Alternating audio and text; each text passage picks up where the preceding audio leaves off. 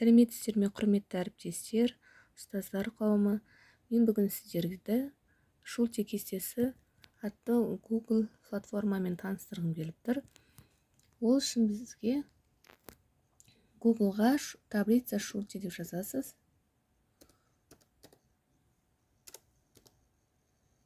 Неге Шульте?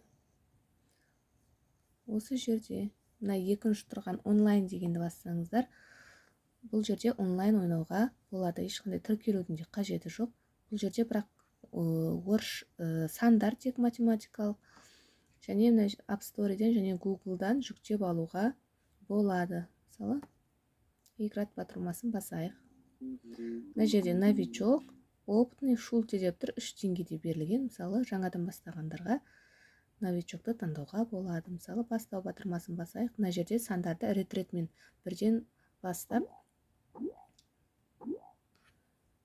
2-3 деп ары қарай ретретмен кете береді. Сандарды бала жылдам табу керек. Мына жерде уақыт берілген. Осылай бала әрбір санды табады. 8, 9, 10, 11 деп кете береді. Балдардың сандарды өткен кезде олардың есте сақтау қабілетін арттырады. Ойнай отырып бала өзін есте сақтайды ретін. Және бұл жерде бала тез-тез табу керек. Уақытқа берілгесін. Біз 22, 23 және 24. Меню жеңінге бассаңыз, жаңағы бірінші бетке өтесіз. Зановыны бассаңыз, қайттан ойнайсыз.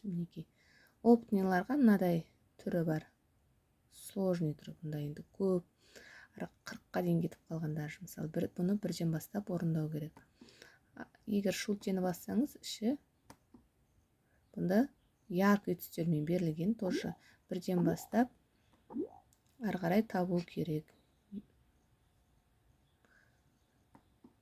Егер менің видеом ұнаса, лайк басып, комментарий қалдырып кетейік.